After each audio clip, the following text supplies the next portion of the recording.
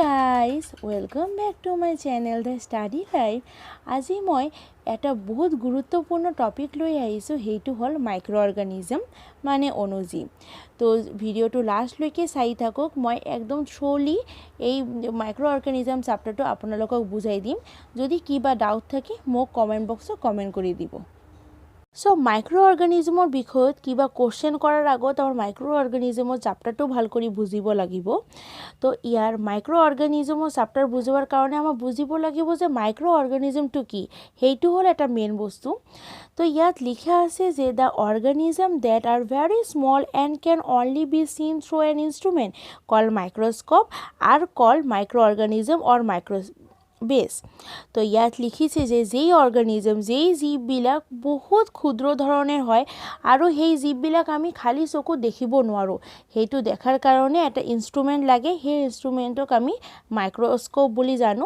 সেই মাইক্ৰস্কোপৰ দ্বাৰা আমি মাইক্ৰ' অৰ্গানিজমবিলাক চাব পাৰোঁ।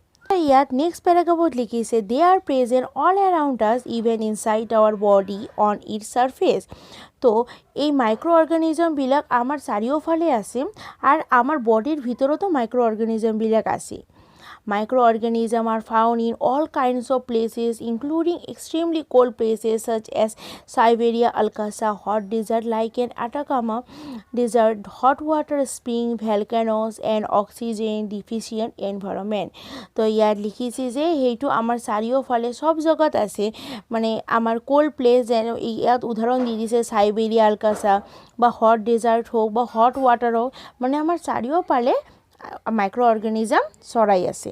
সো আমাৰ নেক্সট হ'ল দ্য টাইপছ অফ মাইক্ৰ' অৰ্গানিজমছ। এইটো বহুত ইম্পৰ্টেণ্ট। এই টাইপছৰ পৰাই এক্সামত কুৱেশ্যন এটা না এটা আহিব। তো এইটো ভাল কৰি মন কৰিবা। তো ইয়াত লিখিছে micro' organism can be divided into 5 major group.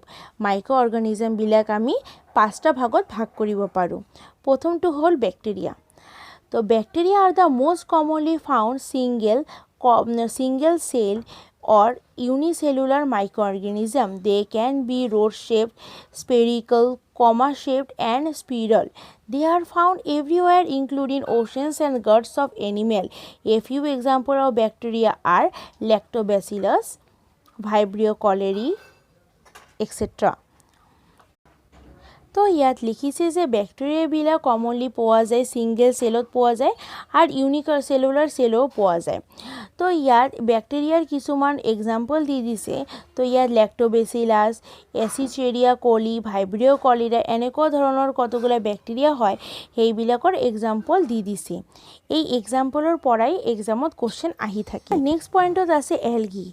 These are plant like autotrophic microorganism. এইটো প্লেণ্টৰ নিচিনা, মানে এই মাইক্ৰ' অৰ্গানিজমবিলাক প্লেণ্টৰ নিচিনা দেখি পোৱা যায়। তো they have chlorophyll and cell wall in their cell. তো এই এলগি যে এটা মাইক্ৰ' অৰ্গানিজম আছে, তাত ক্ল'ৰ'ফিলো আছে আৰু তাত এটা চেল ৱালো আছে। They can be unicellular and multicellular. তো এইটো ইউনিচেলুলাৰো হ'ব পাৰে আৰু মাল্টিচেলুলাৰো হ'ব পাৰে। Algae are also' found in clumps known as colonies. তো নেক্সট আছে their habit may be moist rocks, tree barks, soil and all kinds of water bodies. A few of example of algae are nostoc, Polysphonia and volvox.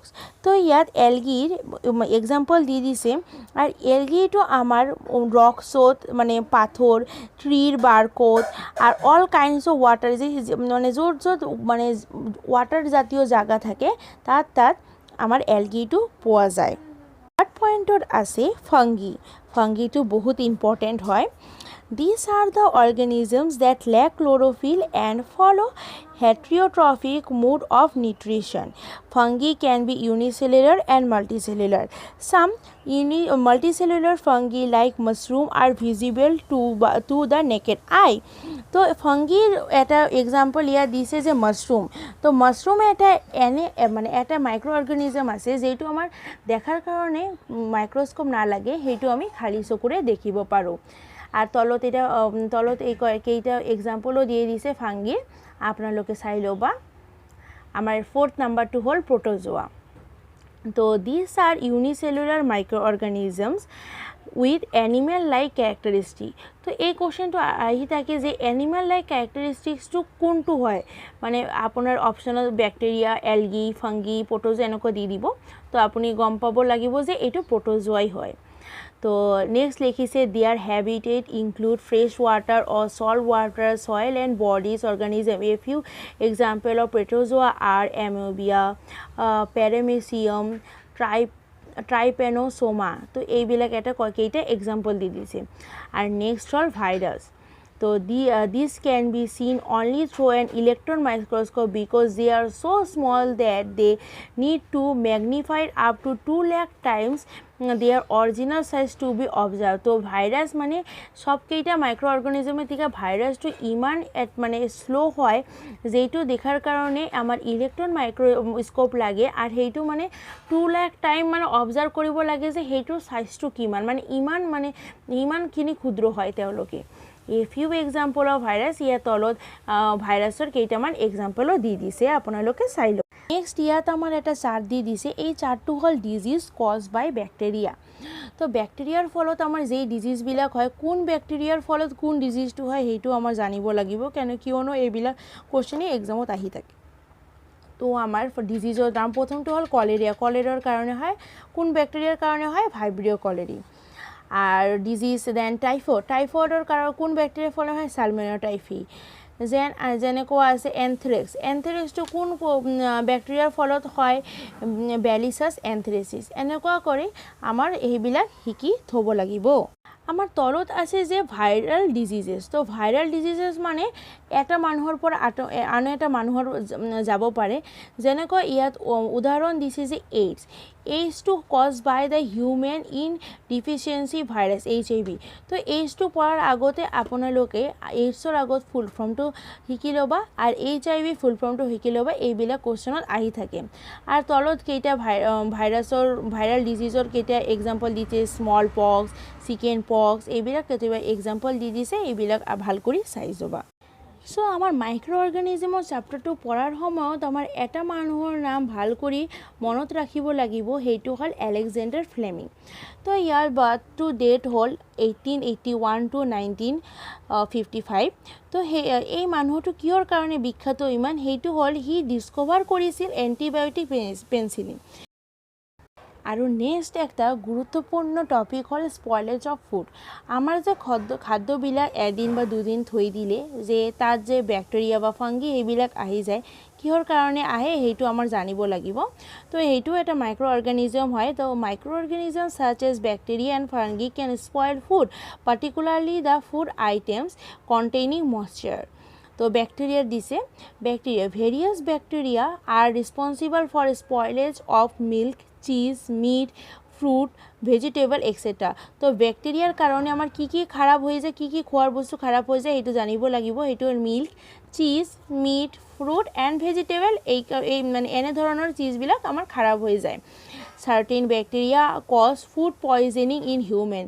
তো বেক্টেৰিয়াৰ কাৰণে বেক্টেৰিয়াটো যদি কোনো খাদ্যত ৰৈ যায় আৰু এইটো যদি কোনো মানুহে খায়, তাহলে এই মানুহটোৰ ফুড পয়জনিঙো হৈ যায়। তো নেক্সট হ'ল ফাংগি।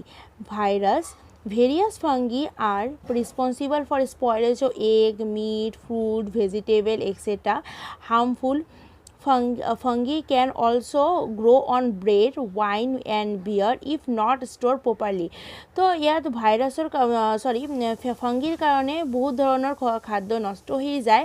তো এটা হাৰ্মফুল ফাংগি হয় যিটো আমাৰ ব্ৰেডৰ ওপৰত হয়, ওয়াইন, বিয়াৰ এইবিলাকৰ ভিতৰত তোমাৰ ফাংগিবিলাক হৈ যায়, যিটো একদম মানে বহুত হাৰ্মফুল হয়। সেইটো যদি আপোনালোকে প্ৰপাৰভাৱে ষ্ট'ৰ কৰি নাই থ'ব পাৰে, তো সেইটো খালে মানুহ মৰিও যাব পাৰে।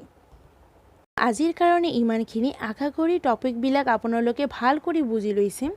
এই টপিকবিলাক আপুনি ঘৰত বহি ভাল কৰি বুজি ল'ব, কিয়নো টপিকবিলাক ভাল কৰি বুজি লোৱাৰ পাছতে আমি কুৱেশ্যনবিলাক ছল্ভ কৰিব পাৰিম। ছল্ভ কৰিবৰ কাৰণে বহুত ইজি হৈ যাব।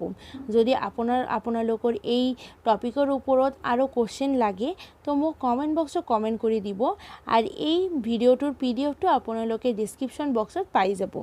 তো যদি ভিডিঅ'টো ভাল লাগে নিশ্চয় ভিডিঅ'টো লাইক, শ্বেয়াৰ এণ্ড চেনেলটো ছাবস্ক্ৰাইব কৰি দিব। Thank U.